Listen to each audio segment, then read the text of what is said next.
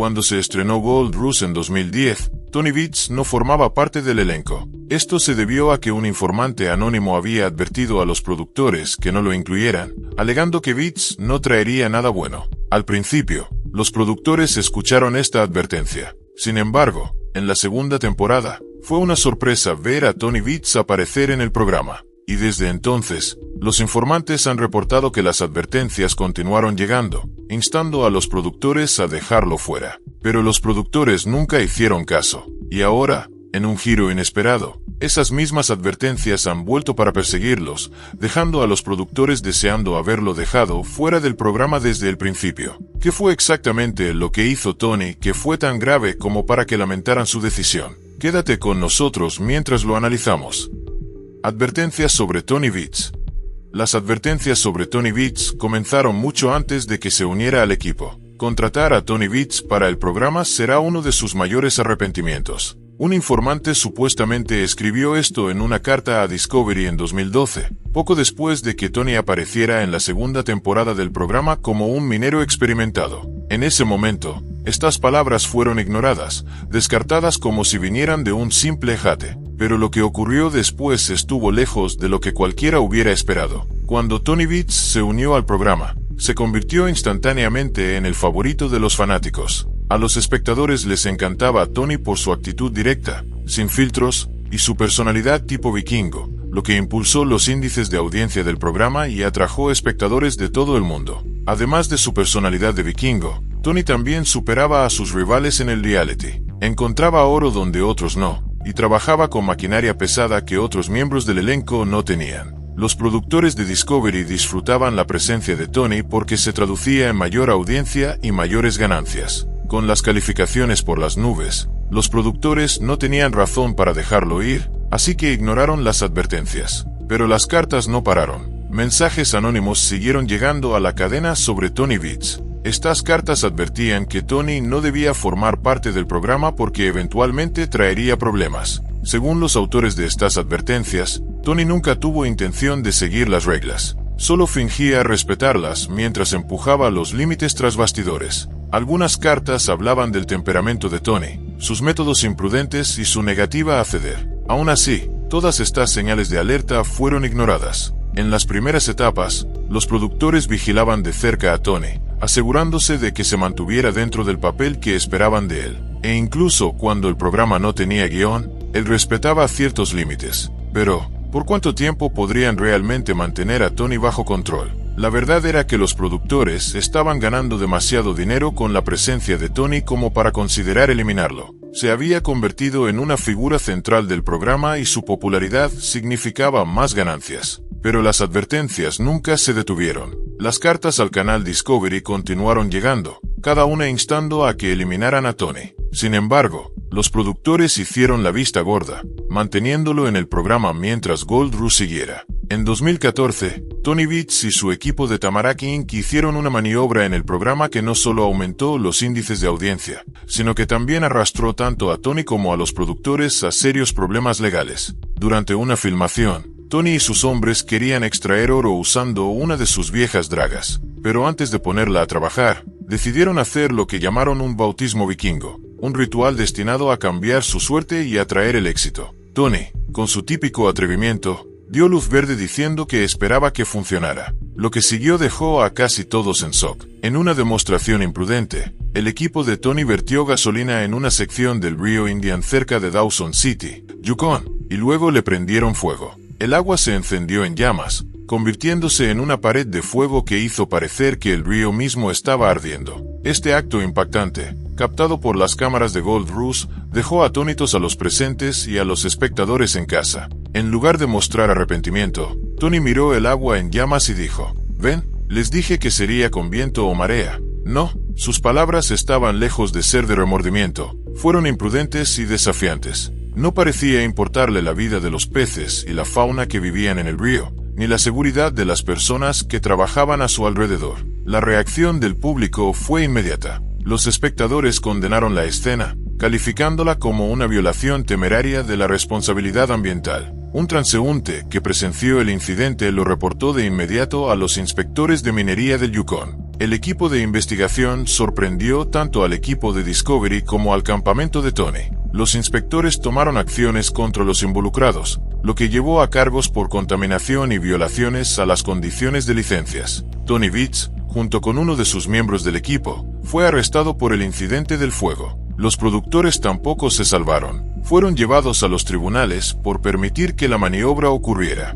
y por no reportar el incidente a las autoridades. Fue una clara violación de la licencia de agua de Discovery, que estaba destinada a proteger las vías fluviales del territorio contra la contaminación. Las noticias se difundieron rápidamente, y muchos afirmaban que Tony Vitz había sido encarcelado y dejado para enfrentar las consecuencias solo. Al mismo tiempo, el canal Discovery consideró cancelar el programa por completo a raíz del escándalo. Pero, ¿qué tanto de eso era cierto? ¿Tony realmente fue a prisión? Sigue viendo para descubrirlo. En el tribunal, el juez Chisholm, a cargo del caso, dijo que era evidente en el vídeo que Tony Vitz actuó con imprudencia y disfrutaba participar en maniobras peligrosas. Su expresión facial después del estallido del fuego estaba lejos del arrepentimiento, especialmente al compararla con las palabras que salieron de su boca. El juez señaló que Vitz podría haber evitado la maniobra simplemente negándose a permitir el supuesto baño vikingo para cambiar la suerte de la máquina. En cambio,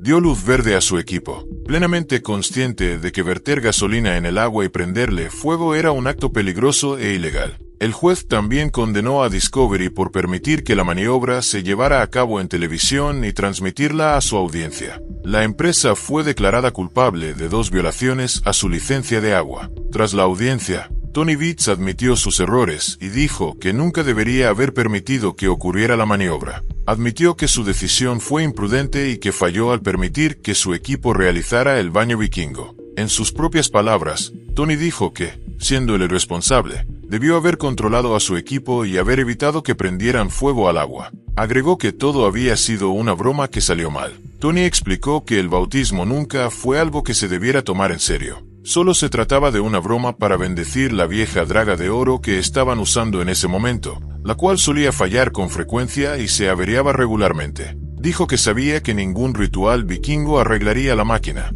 Incluso esperaba que, después del llamado bautismo, la draga volviera a fallar y que la gente se riera de la ironía. Pero la broma se salió de control. Lo que comenzó como una travesura inofensiva terminó convirtiéndose en un escándalo que los llevó ante los tribunales. Al final, el Tribunal Territorial de Yukon multó a Tony Vitz y a su empresa, Tamarack Inc., con un total de $31,000. Los periodistas intentaron obtener declaraciones de Tony tras el fallo, pero no dijo nada ante las cámaras. El canal Discovery también se negó a hacer comentarios. Aún así, quedó claro que en el futuro serían mucho más cautelosos al permitir que Tony y su equipo llevaran a cabo acrobacias imprudentes o bromas peligrosas. Posteriormente, personas cercanas al programa revelaron que, cuando Tony regresó al show, él y su equipo recibieron fuertes advertencias para que no realizaran trucos innecesarios ni nada que pudiera generar problemas legales. Los productores dejaron claro que otro acto imprudente podría hacer que el programa fuera cancelado o causara una gran caída en los niveles de audiencia.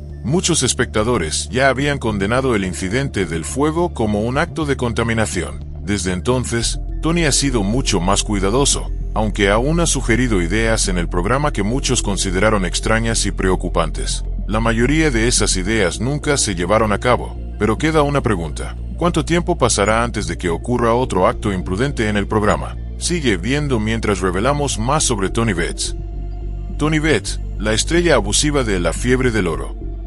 La reacción ambiental no fue la única controversia de la que se acusó a Tony Vitz. Desde el momento en que se unió al programa, su carácter dominante hizo que rápidamente fuera considerado un abusón, especialmente por su constante intento de intimidar a su rival minero, Parker Schnabel. Los dos hombres chocaban frecuentemente en la fiebre del oro, principalmente por la tierra que compartían. Desde el principio, Tony y Parker tuvieron una relación hostil. Esta tensión pudo haberse originado en el hecho de que Parker Schnabel era joven e inexperto, ya que había tomado el control de la mina Big Nugget tras la muerte de su abuelo. Para Tony, eso hacía que Parker pareciera un blanco fácil. Como veterano con años de experiencia y ventaja, Tony parecía creer que tenía todo el derecho de presionar al joven como quisiera. Al principio, Parker se acercó a Tony con la esperanza de lograr un trato justo. Lograron llegar a un acuerdo sobre el uso compartido de la tierra, pero los términos favorecían en gran medida a Tony. El trato requería que Parker pagara altos royalties y cumpliera condiciones estrictas que ponían presión financiera sobre su operación.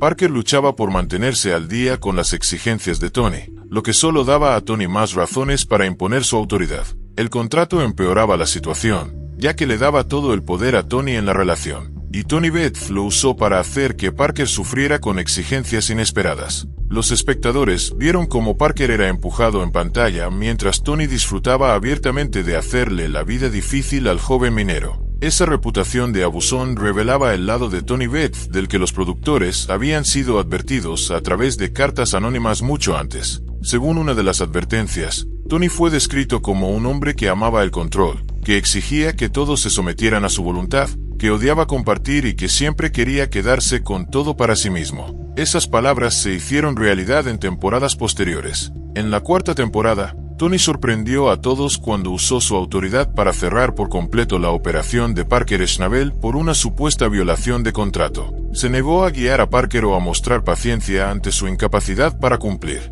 En lugar de eso, eligió ejercer su dominio, ya que despreciaba a quienes no seguían al pie de la letra los acuerdos. Los fanáticos criticaron la acción, diciendo que podría haber orientado a Parker en lugar de humillarlo. La tensión no terminó ahí. En la octava temporada, Tony volvió a ejercer su poder cerrando la planta de lavado de Parker después de que éste arrojara tierra sobre un terreno que le había alquilado a Tony. A través de estos enfrentamientos, la imagen de Tony como el abusón del programa solo se fortaleció. Lo que al principio se escribió como advertencias en cartas anónimas, ahora se mostraba claramente ante las cámaras, revelando el lado de Tony Beth que muchos espectadores llegaron a despreciar. Aunque otros seguían viendo el programa principalmente por el drama que generaba, Tony Beth disfrutaba de demostrar su poder en el programa, ya que a menudo tenía el control sobre sus rivales. Sin embargo, las cosas luego tomaron un nuevo rumbo para Parker Schnabel, quien finalmente se vengó de Beth tras años de ser tratado injustamente. Con el tiempo,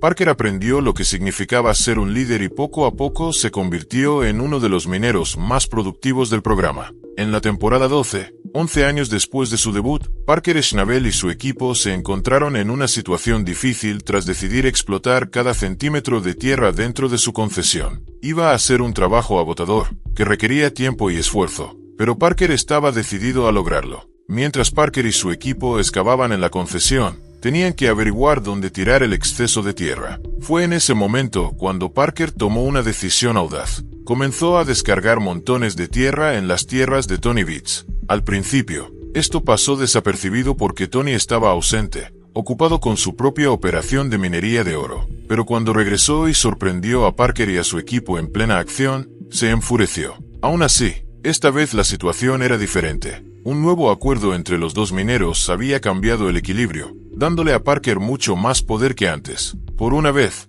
Tony Beth no podía imponer su voluntad, tuvo que soportarlo, así como Parker había soportado durante años las tácticas autoritarias de Tony. Desde entonces, Tony encontró formas de adaptarse y su trato hacia Parker cambió. Aunque la rivalidad seguía existiendo, ahora había un sentido de respeto mutuo entre los dos hombres, incluso si continuaban chocando. El programa siempre ha retratado a Tony Beth como despiadado, audaz, a menudo, el miembro más controvertido del elenco de Gold Rush. Pero esto dejaba al público preguntándose, ¿así era realmente Tony Beth o todo era actuación?